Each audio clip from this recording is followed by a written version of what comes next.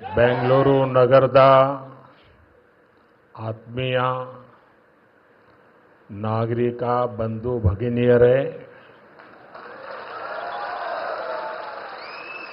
ನಿಮಗೆಲ್ಲ ನನ್ನ ನಮಸ್ಕಾರಗಳು.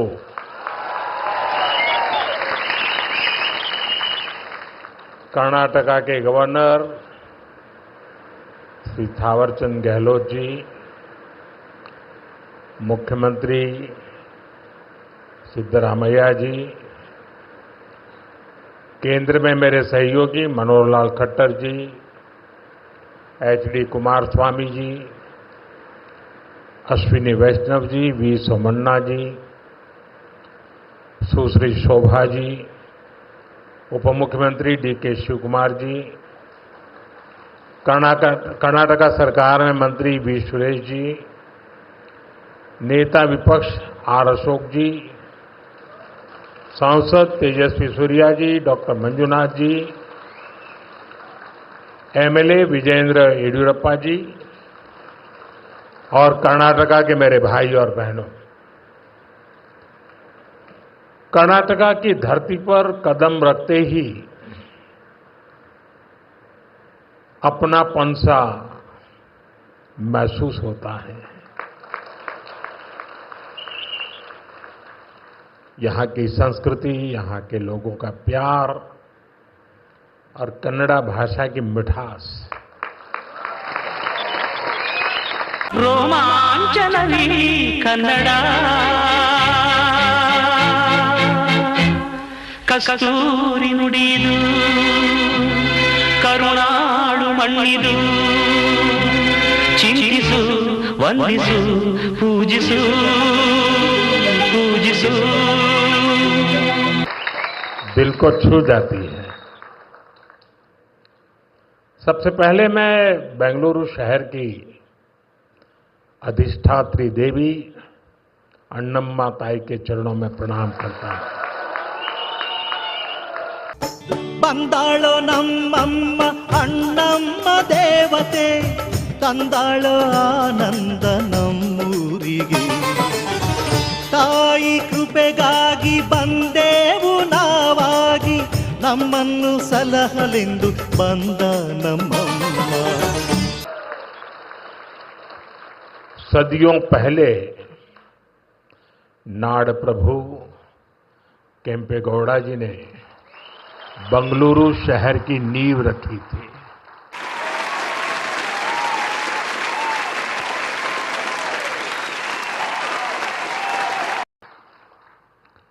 उन्होंने एक ऐसे शहर की संकल्पना की थी जो अपनी परंपराओं से भी जुड़ा हो और साथ ही प्रगति की नई ऊंचाइयों को भी छुए. बेंगलुरु ने अपनी उस स्पिरिट को हमेशा जिया, हमेशा उसे सहज कर रखा और आज बेंगलुरु उस सपने को साकार कर रहा है. साथियों, बेंगलुरु को हम एक ऐसे शहर के रूप में उभरता देख रहे हैं जो न्यू इंडिया के राइज का सिंबल बन चुका है. एक ऐसा शहर जिसकी आत्मा में तत्वज्ञान है और जिसके एक्शन में टेक ज्ञान है. एक ऐसा शहर जिसने ग्लोबल आईटी मैप पर भारत का परचम लहराया है. बेंगलुरु की इस सक्सेस स्टोरी के पीछे अगर कोई है तो वो यहां के लोगों की, आप सबकी मेहनत और आप सबकी टैलेंट है.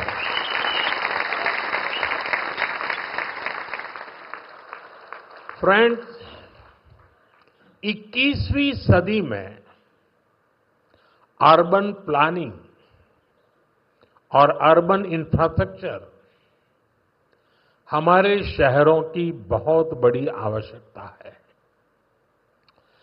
बेंगलुरु जैसे शहरों को हमें भविष्य के लिए भी तैयार करना है। बीते समय में बेंगलुरु के लिए भारत सरकार की तरफ से हजारों करोड़ रुपए की योजनाएं शुरू की गई हैं। आज इस अभियान को नई गति मिल रही है। आज बेंगलुरु मेट्रो येलो लाइन का शुभारंभ हुआ है। मेट्रो फेज 3 की आधारशिला भी रखी गई है। साथ ही देश के अलग अलग हिस्सों के लिए 3 नई वंदे भारत ट्रेनों को हरी झंडी भी दिखाई गई है।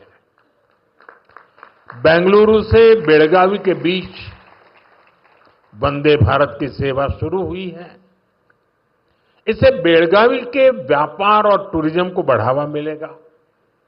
इसके अलावा नागपुर से पुणे और श्री माता वैष्णो देवी कटरा से अमृतसर के बीच भी वंदे भारत एक्सप्रेस शुरू हुई है। इससे लाखों श्रद्धालुओं को लाभ होगा, पर्यटन को बढ़ावा मिलेगा। मैं इन सभी प्रोजेक्ट्स के लिए वंदे भारत ट्रेनों के लिए बेंगलुरु, कर्नाटका और देश के लोगों को बहुत बहुत बधाई देता हूं।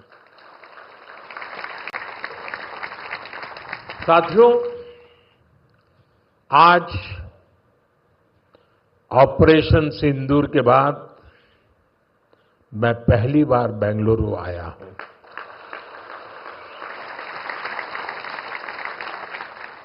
ऑपरेशन सिंदूर में भारतीय सेनाओं की सफलता सीमा पार कई किलोमीटर भीतर आतंकवादी ठिकानों को नेस्त नाबूद करने की ताकत और आतंकवादियों के बचाव में उतरे पाकिस्तान को कुछ ही घंटों में घुटनों पर लाने की हमारी क्षमता पूरी दुनिया ने नए भारत के इस स्वरूप के दर्शन किए हैं।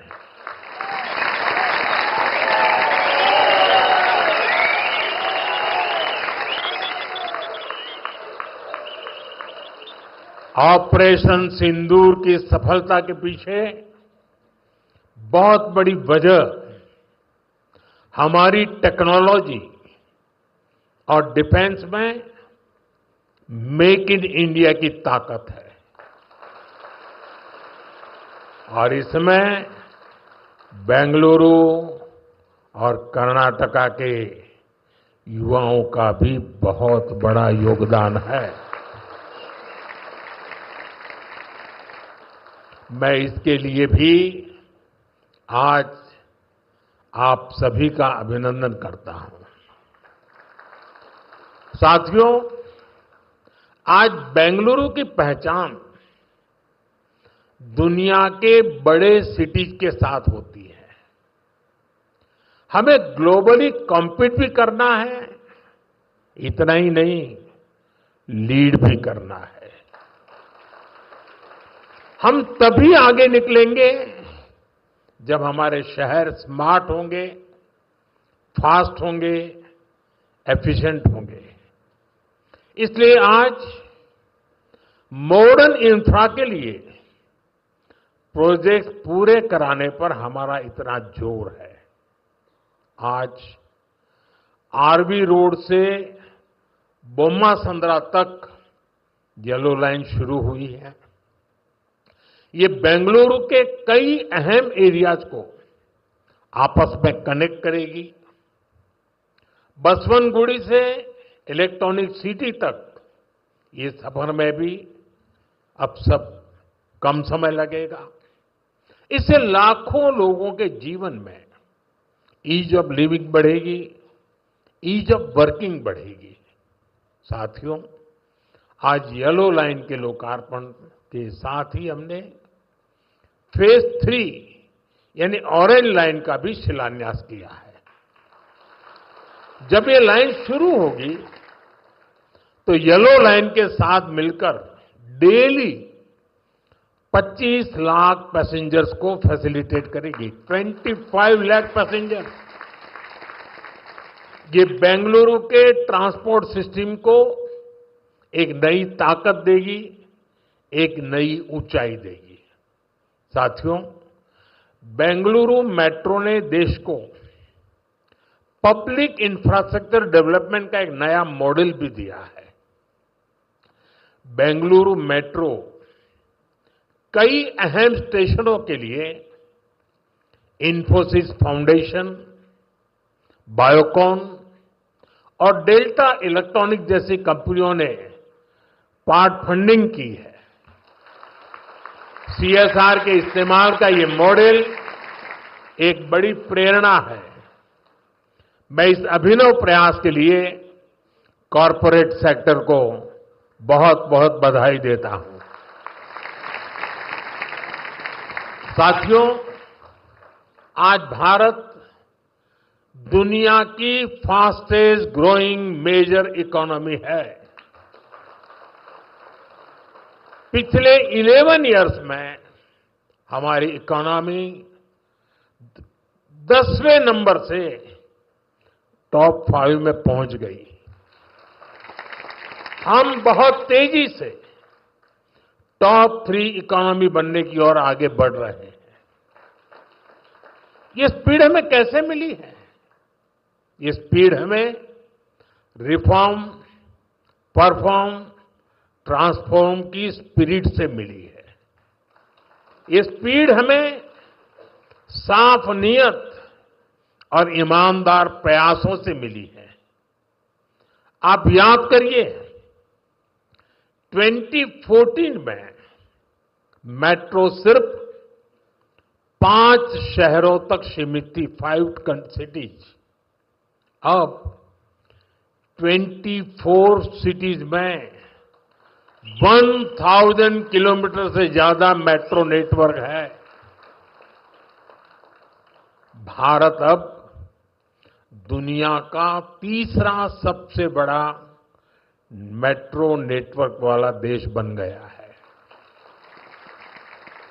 2014 से पहले लगभग 20,000 किलोमीटर रेल रूट का इलेक्ट्रिफिकेशन हुआ था। यानी देश आजाद होने से 2014 तक हमने पिछले 11 इयर्स में ही 40,000 किलोमीटर से अधिक रेल रूट पर इलेक्ट्रिफिकेशन किया है।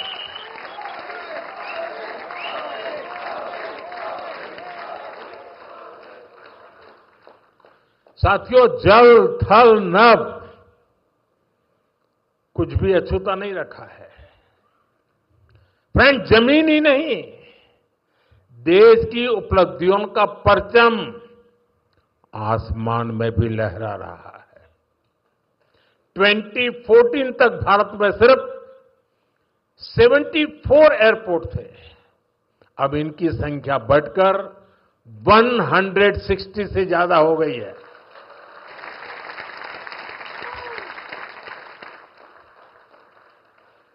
नभ की सिद्धि, थल की सिद्धि और जल की भी वाटरवेज का आंकड़ा भी उतना ही शानदार है। 2014 में सिर्फ 3 नेशनल वाटरवेज ऑपरेशनल थे। अब यह संख्या बढ़कर 30 हो चुकी है। साथियों, हेल्थ और एजुकेशन सेक्टर में भी देश ने एक बड़ी जंप लगाई है। 2014 तक हमारे देश में सिर्फ 7 एम्स और 387 मेडिकल कॉलेज थे।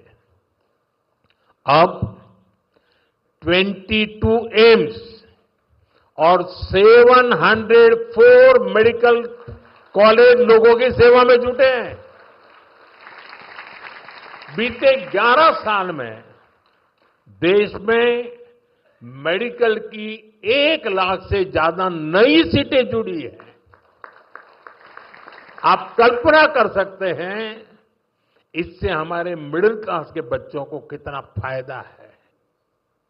इन 11 वर्षों में आईआईटीज की संख्या भी 16 से बढ़कर 23, ट्रिपल आईटीज की संख्या 9 से बढ़कर 25 और आईएम्स की संख्या 13 से बढ़कर 21 हो चुकी है। यानी आज स्टूडेंट्स के लिए हायर एजुकेशन में ज्यादा से ज्यादा मौके बन रहे हैं। साथियों, आज देश जिस गति से आगे बढ़ रहा है उसी गति से गरीब और वंचित का जीवन भी बदल रहा है। हमने प्रधानमंत्री आवास योजना के तहत 4 करोड़ से अधिक पक्के घर दिए हैं। अब हमारी सरकार 3 करोड़ घर और बनने जा रही है। हमने सिर्फ 11 इयर्स में 12 करोड़ से अधिक टॉयलेट्स बनाए हैं।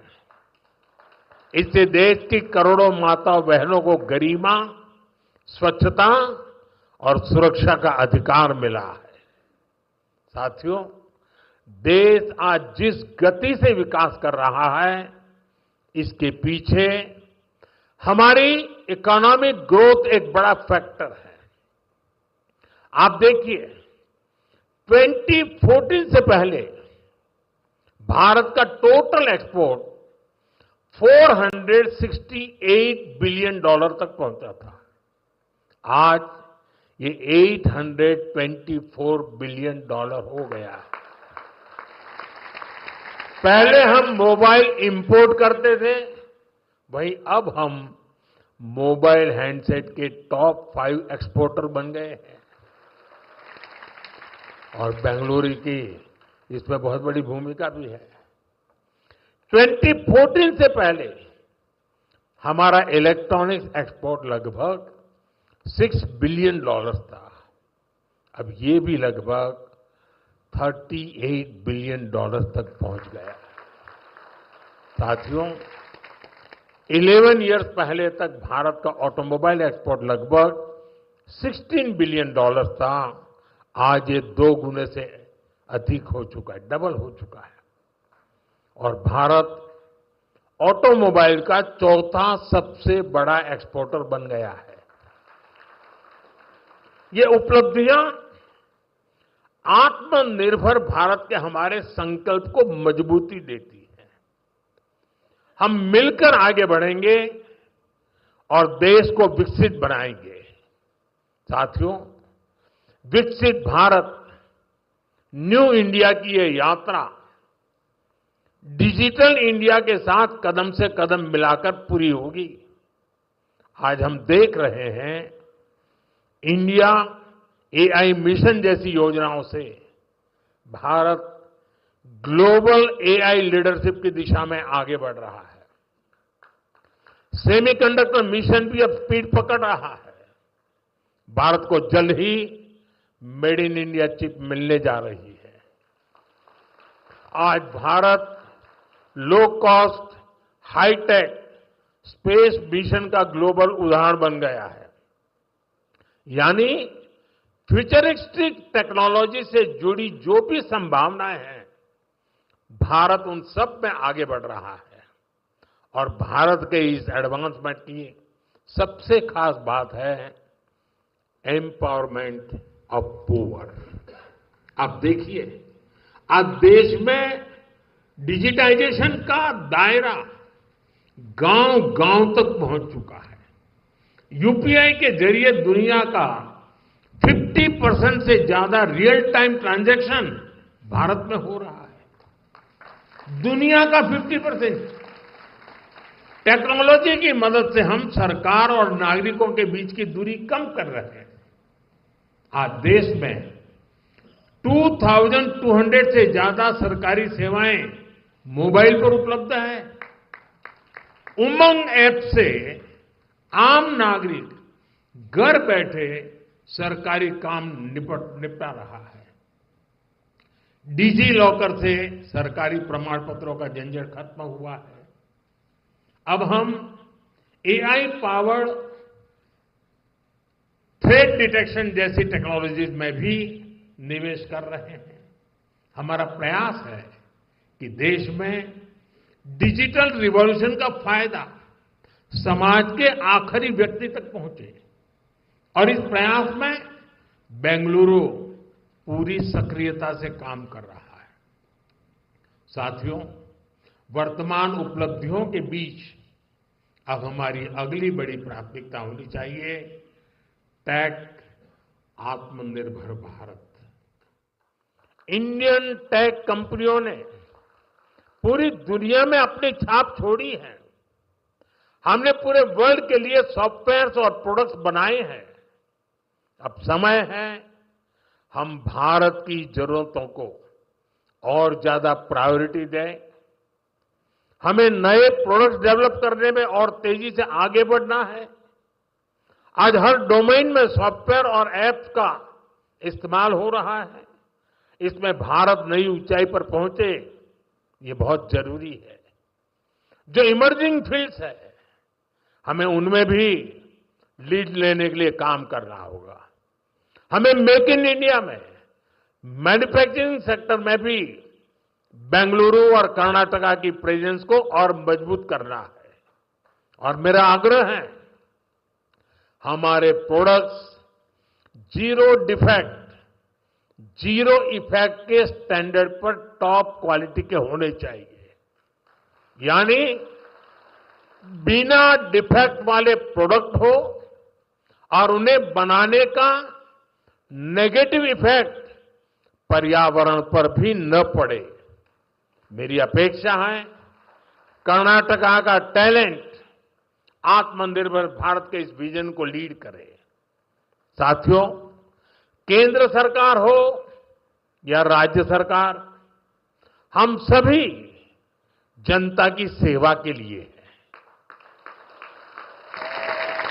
हमें देशवासियों की बेहतरी के लिए साथ मिलकर कदम उठाने हैं।